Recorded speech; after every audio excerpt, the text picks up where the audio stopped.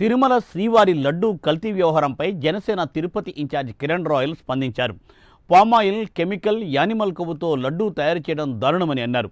దీనికి సూత్రధారి అయిన మాజీ టీటీడీ ఈవో ధర్మారెడ్డిని పూర్తి స్థాయిలో విచారించాలని అన్నారు.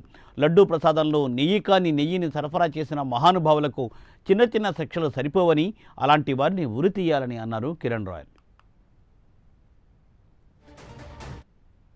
విచారణలో నిన్న మనం చూసిటాం, అన్ని పేపర్లో ప్రముఖ పేపర్లు అందులో ఫస్ట్ పేజీలో ఆర్టికల్ వచ్చింది.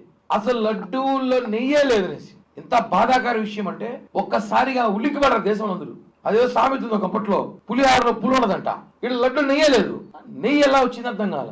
మనం కల్తీ పాలు చూసాం, కల్తీ నెయ్యి చూసుంటాం, నెయ్యి లేకుండా నెయ్యి చూపించిన అన్నారు. అది చాలా బాధాకరం.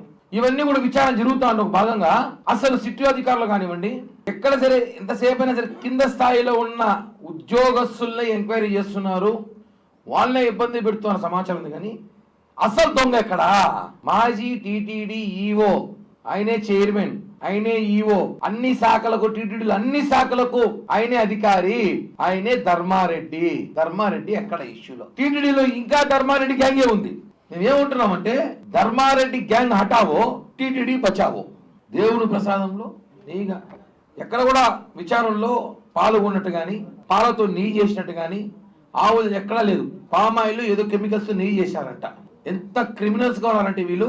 ఇలాంటి వాళ్ళు ఏం చేయాలండి? వెంకటేశ్వర స్వామి ఇలాంటి భక్తుల మనోభావాలు దెబ్బతీసిన వాళ్ళని ఇలాంటి